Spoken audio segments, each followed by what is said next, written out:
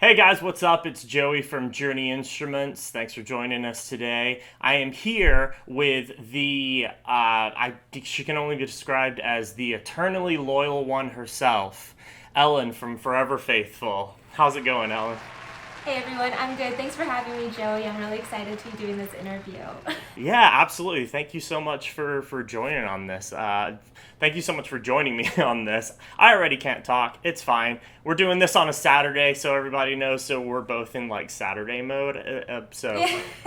we'll just try my and keep it socially chill. awkwardness, my social awkwardness is rubbing off on you through the camera. I think you'll Yeah. know.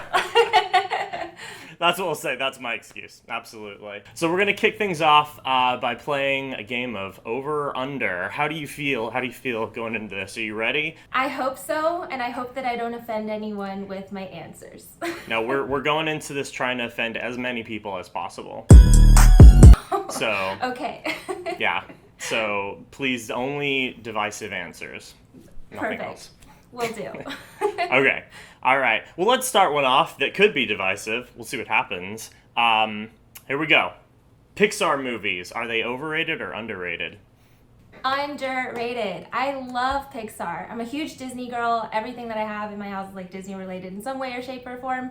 And I think Pixar movies are just the awesomest movies. So I feel like people kind of like push it off as like kids movies or like family movies and they like just totally skip it because of the genre. But like I swear every movie has like a life lesson and it's so important to watch them, I feel like.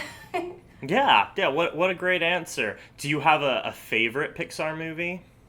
I do. It'll probably be Up because first of all, there's a cute dog in there, Doug, but then also like the story is just like full of adventure, but it still has that like sweet undertones and stuff, and I love it. So So we were just talking off camera, as I like to say, to make me feel cool and special, that you have lived in Texas for a good part of your life. You lived in Houston, lived in Austin, that kind of stuff. So, what do you feel about line dancing? Is it overrated or underrated? you know, I'm gonna go with underrated on this one as well because I don't know who else did this. I don't know if it's like a Texas wide thing, but we were taught line dancing in elementary school. That's like part of PE. And so I just remember learning the boot, scoot, and boogie. And to this day, I still dance it whenever that song comes on because it's just so awesome and it's fun. And it's a good way to like have everyone around you who you don't even know just like all participate in the same dance, and you're all just like having a good time. So I'm gonna say underrated on that one. Yeah, I like that. That's a good answer. It's one of those things where even if people don't necessarily feel like they can dance, you just learn these specific steps and you do the thing. Yes, exactly. I'm the world's worst dancer, but I can even do the boot, scoot, and buggy. So everyone can dance line dancing. Amazing. Well, on the subject of dancing, you can't dance. I mean, you technically could say that you could dance without music, but it's easier to dance when you have music. But what about Christmas music? Overrated or underrated?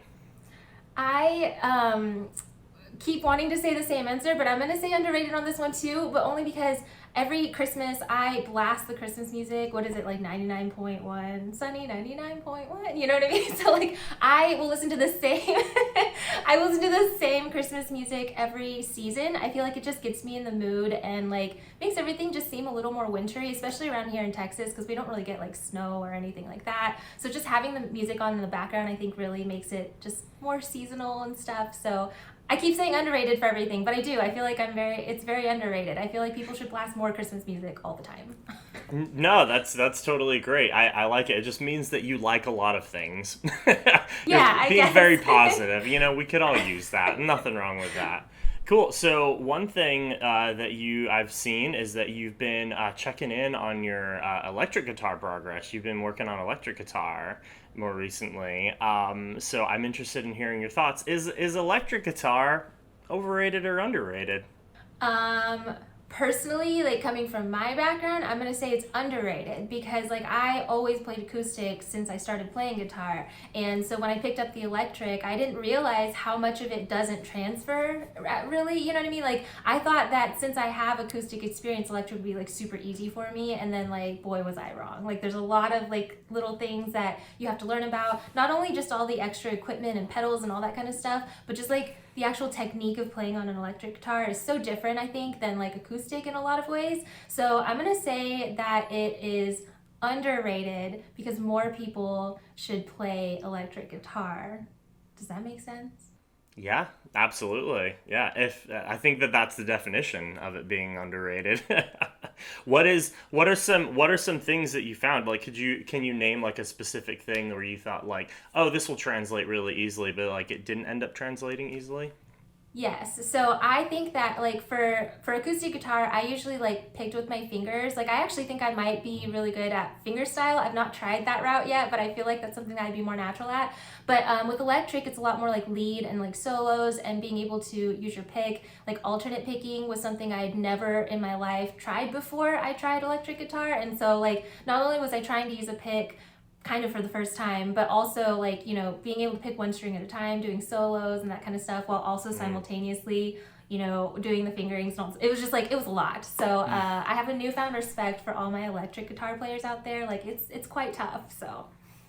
So, in your long career of being a guitar tutorial teacher on YouTube, probably more words than I needed there, but whatever. You have done things other than like pop songs or rock songs, including the Friends theme song. That's a tutorial that you've done before. So I need to know from you right now, especially since it's seen kind of like a resurgence in popularity because it's on because it was on Netflix or whatever. You know where this is going. Is Friends overrated or underrated? So I would lean towards underrated because Friends is freaking awesome. It's like my absolute favorite sitcom show. Like 100% of the time, if you turn Friends on, I will watch it. And I don't know, I would like to say like overrated in some ways just because like everyone's, you know, talks about Friends and hypes up Friends, but it's because it's so funny. Like I love Friends. And so I'm going to say underrated. I've been to quite a few Friends trivia nights myself and like placed in them. So, you know, I'm like quite the Friends connoisseur. You can't touch me. Excuse me. Didn't realize I was in the presence of a Friends genius. Wow. You are, Joey. So just in case you didn't know that about me, huge Friends fan. I've probably seen the entire series like 10 times over. So underrated. Is Chandler Bing your favorite character? Yes. Chandler and Monica are relationship goals, I think.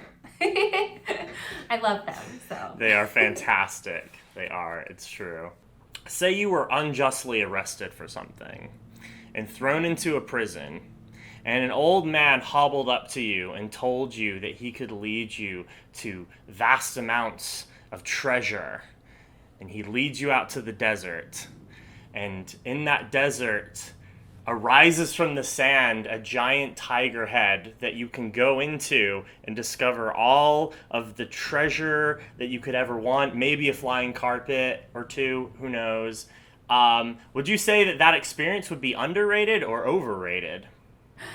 I would definitely say probably underrated. I mean, like, who gets that opportunity, you know, with that wobbly old man taking you to a lion's head of treasure? Like, that's pretty once in a lifetime experience, I'd say. So definitely underrated. Not sure how many people besides Aladdin have had that experience. So yeah, I would want to have that. I wouldn't want to be wrongly imprisoned first, but like, you know, if that's what you have to do in order to get to the lion's head of treasure, I think I'd do it. Yeah, you got to pay the price to get to, the gold. You got to do the whole hero's journey, which means going to prison unjustly. Hopefully for only a few days, but, we can't always be in charge of these things.